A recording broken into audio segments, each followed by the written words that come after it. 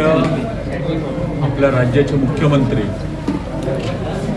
देवेंद्र फडणवीस मागील 20 वर्ष झाले यांच्या डोक्यामध्ये हा विषय सुरू होता की सर्वसामान्य नागरिकांना ज्या सुविधा मिळायला पाहिजे त्या कमीत कमी दरात मिळायला पाहिजे.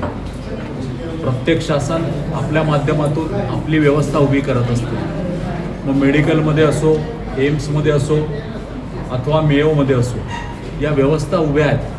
परंतु उभ्या असताना देखील वेटिंग लिस्ट जी आहे ती 1-1 महिन्याची 1.5 महिन्याची वेटिंग लिस्ट आहे. आणि त्यामुळे अशा पद्धतीच्या व्यवस्था जास्तीत जास्त मोठ्या प्रमाणात केल्या पाहिजे.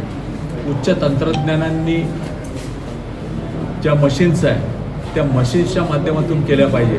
आणि त्यामुळे भारतातील सर्वात मोठं सेंटर ज्या ठिकाणी 2 MRI, 2 CT scan, 2 ultrasound machine, 1 x ray, 1 pathology आणि 25 डायलिसिस मशीन्स या एकाच वेळी कार्यान्वित होत आहे. याचं लोकार्पण येणाऱ्या रविवारी 22 मार्चला सायंकाळी ठीक 6 वाजता राष्ट्रीय स्वयंसेवक संघाचे सरसंघचालक परमपूजनीय मोहनजी भागवत यांचे शुभ हस्ते माननीय नितीनजी गडकरी, माननीय देवेंद्रजी फडणवीस, माननीय चंद्रशेखरजी बावनकुळे, माननीय आपल्या महापौर नीताताई ठाकरे, माननीय राज्यसभा खासदार, त्याचप्रमाणे नागपूरच्या माजी महापौर मायाताई युनाते, या महाराष्ट्रातील मंत्री मंगलप्रभातजी लोढा, पंकजजी भोयर, आशिषजी जयस्वाल या सर्वांच्या प्रमुख उपस्थितीत आणि नागपूर शहरातले, जिल्ह्यातले, विदर्भातले विविध आमदार, लोकप्रतिनिधी यांच्या सर्वांच्या प्रमुख उपस्थितीत होण्याचं हे निश्चित झालेलं आहे.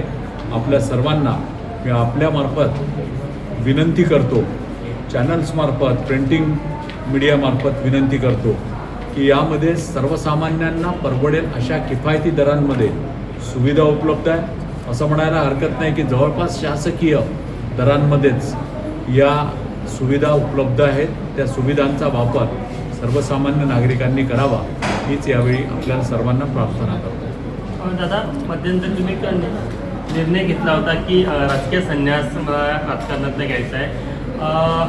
कार्यकर्त्यांनी खूप विनंती केली की तुम्ही त्यावर पुनर्विचार करा. मधल्या काळात पुनर्विचार झाला का?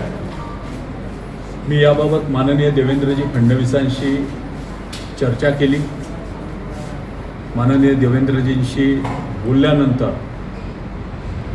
मी 13 मेला ज्या दिवशी मी निवृत्त होणार आहे तेव्हापासून 6 महिन्याचा ब्रेक मी राजकारणात घेण्याचं निश्चित केलेलं आहे. आणि 6 महिन्यानंतर पुन्हा एकदा जोशाने